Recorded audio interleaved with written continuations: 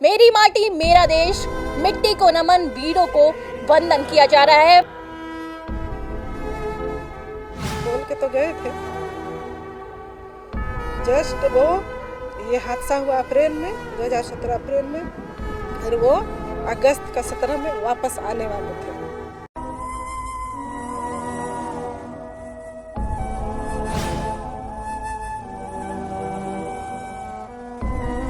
Fees बाकी रहता है, फीस और स्कूल से फ़ोन आता है कि मैम फीस जमा करना है। दोनों बच्चे का फीस है, रहना है, घर का रेंट है, सारा कुछ है, लेकिन 2 साल हो गया अभी तक कुछ नहीं मिला है। सम्मान से पेट तो नहीं भरता है। अच्छा लगता है कि पेंशन है, चलिए आप है कि सम्मान में आप बुलाते हैं, अच्छा लगता है अभी तक नाम है, लेकिन सारा कुछ तो इससे नहीं होता है ना। 7वां साल हो रहा है, इतना दिन में प्रशासन कभी नहीं पहुंचा। हम लोग ऐसे ही गांव वाले, घर वाले जैसे तैसे अपना श्रद्धांजलि देते हैं और ऐसे ही बीतता है।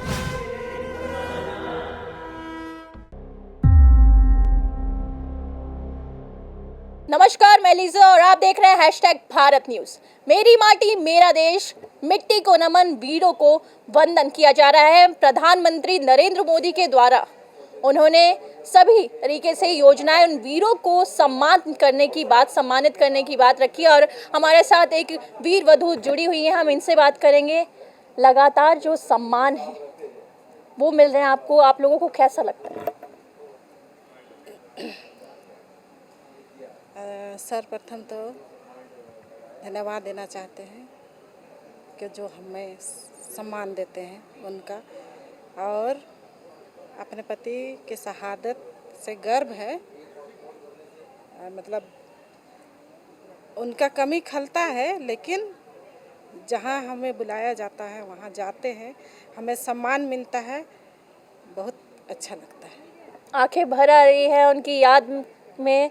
कुछ ऐसे क्षण, कुछ ऐसे पल याद होंगे जब वो गए होंगे ड्यूटी पे और आपको मोर्चा संभालने के लिए घर में छोड़ के गए होंगे। हाँ, बोल के तो गए थे।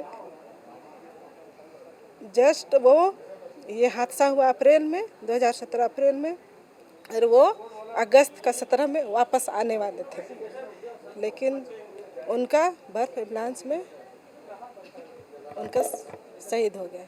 उनके बाद कोई गया क्या आर्मी में? उनके जाने के बाद कोई आपके परिवार से आर्मी में अभी सेवा दे रहा है? नहीं, कोई नहीं गया है, कोई नहीं गया है। बच्चों को क्या भेजना चाहेंगे? उनके जैसे उनके पिता वहाँ पे गए और अपनी ड्यूटी दी, देश के लिए कुर्बान हो गए, क्या बच्चों को आर्मी में भेजने के लिए तैयार है वीर नारी? तैयार हैं, छोटे वाले बेटे को भेजने के लिए तैयार हैं। वो अभी पढ़ाई कर रहा है, 11th 12 में है इस बार, उसके बाद सोचा जाएगा। अपने क्षेत्र में जब आप उनकी शहादत को याद करते हैं तो क्या और लोग सम्मिलित होते हैं? कौन कौन लोग आते हैं?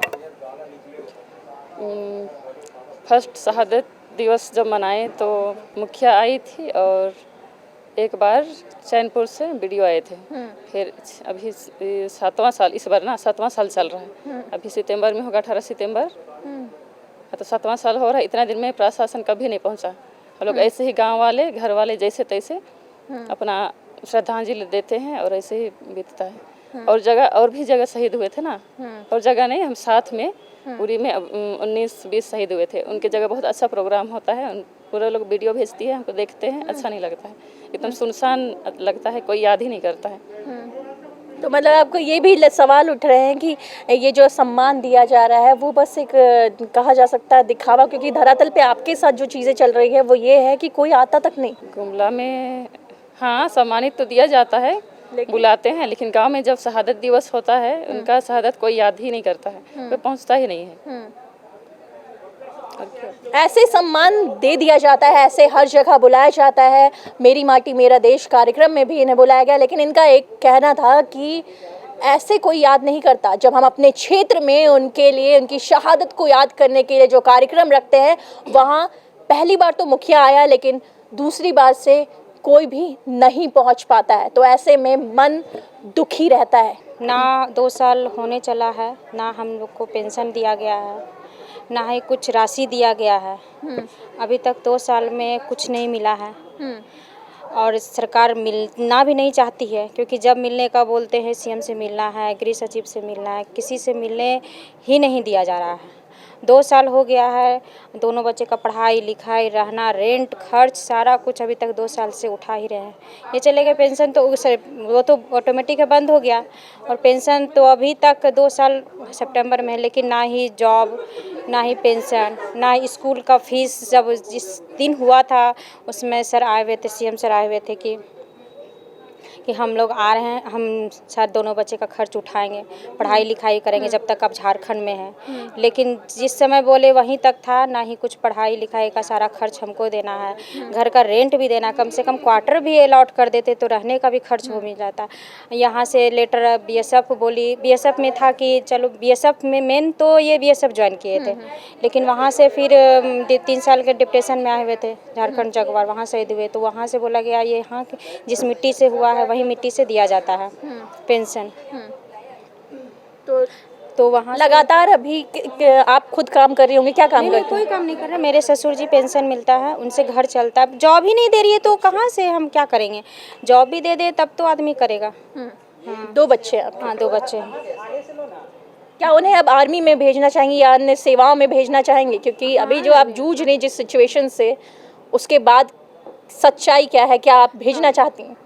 भेजना तो है, बेटा तो है कि आईएएस अफसर बनेगा, लेकिन सरकार से यही उम्मीद है कि कम से कम उनके परिवार को दिया जाए, पेंशन दिया जाए, पैसा दिया। बिना सम्मान से पेट तो नहीं भरता है। अच्छा लगता है कि पेंशन है, चलिए आप है कि सम्मान में आप बुलाते हैं, अच्छा लगता अभी तक नाम है, लेकिन सारा कुछ तो इससे नहीं होता है ना। सारा फीस बाकी रहता है, फीस, और स्कूल से फ़ोन आता है कि मैम फीस जमा करना है, दोनों बच्चे का फीस है, रहना है, घर का रेंट है, सारा कुछ है, लेकिन 2 साल हो गया अभी तक कुछ नहीं मिला है। और क्या बोल सकते, मिलने भी जाते हैं तो सीएम से मिलने आज नहीं है कल नहीं है, कागज कौन दौड़ धूप करेगा? 2 छोटा बच्चा है, हमसे अकेले कहाँ से होगा? दौड़ धूप का क्या बात है? जब फौज में जब आदमी जाता है उसी समय बोला जाता है कि आपके परिवार को कोई कष्ट नहीं होगा। फौज के परिवार, वाइफ और बच्चे को सारा कुछ का खर्च सरकार देती है, लेकिन ऐसा कुछ नहीं देती, कुछ नहीं देती। हमको तो कुछ नहीं मिला, कुछ नहीं मिला। धरातल की सच्चाई ये कहती है कि जब आर्मी में या अन्य सेवाओं में शहीद होते हैं जवान या अफसर, तो उनके परिवार को ये सभी संकटों का सामना करना पड़ता है। वेटरन ऑर्गेनाइजेशन ऑफ झारखंड के अध्यक्ष हमारे साथ मौजूद है, हम इनसे बात करेंगे और इनसे जानेंगे कि ये जब ग्रामीण क्षेत्रों में जाते हैं, वहाँ जो वीर वधु है वो लोग मिलते हैं और उनकी अभी क्या हालात है, कैसे वो जीवन यापन कर रहे हैं। अब लगातार ऐसे ग्रामीण क्षेत्रों में जाते हैं, वीर वधु, उनके परिवार जो शहीद हो चुके हैं, उनसे आप जुड़े रहते हैं। अभी क्या आलम नज़र आ रहा है? देखिए, जहाँ तक वीर नारियों की बात है, उनके स्थिति में कोई ख़ास परिवर्तन नहीं हुआ है, क्योंकि कभी कभी क्या है, सरकार उसको नज़रअंदाज करती है, और इसीलिए मैं समझता हूँ इस तरह का जो कार्यक्रम अगर किया जाए राज्य सरकार के द्वारा तो लोगों के जानकारी में आता है। और जहाँ तक उनका रहन सहन का बात है, तो गाँव में एक नॉर्मल ज़िंदगी जो ऐसे आम लोग जी रहे हैं उसी तरह से ज़िंदगी है, जबकि सरकार के द्वारा बहुत सारा प्रावधान है, और टाइम टू टाइम वहाँ के जो लोकल लीडर हैं उनको भी हम पर्सनली मिल के बताते भी रहे हैं। प्लस उनका जो शहादत दिवस होता है 15 अगस्त 26 जनवरी, उसमें भी हम लोग जाते हैं और वहाँ एक प्रभात फेरी भी निकालते हैं ताकि इस गांव में लोग और जागरूक हों, जानें। लेकिन अगर आप हमसे पूछें तो ईमानदारी से मैं कहना चाहता हूँ कि जो शहीद परिवार का स्थिति होना चाहिए उस तरह से नहीं है। उसके लिए ध्यान देने की ज़रूरत है सरकारों को, क्योंकि बहुत ज़्यादा सुविधा जो कि वो नहीं अवेल कर पाते हैं। बहुत बहुत शुक्रिया हमारे साथ जुड़ने के लिए।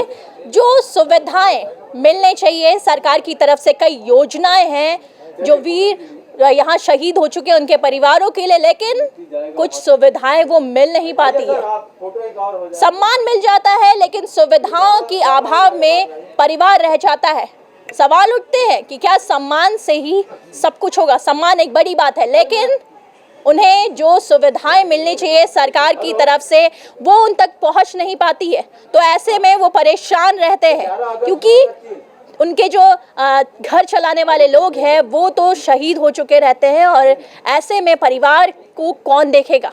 तो ये भी बड़ा सवाल है कि क्या बस सम्मान या फिर जो सुविधाएं हैं वो उन तक कैसे पहुंच पाएगी।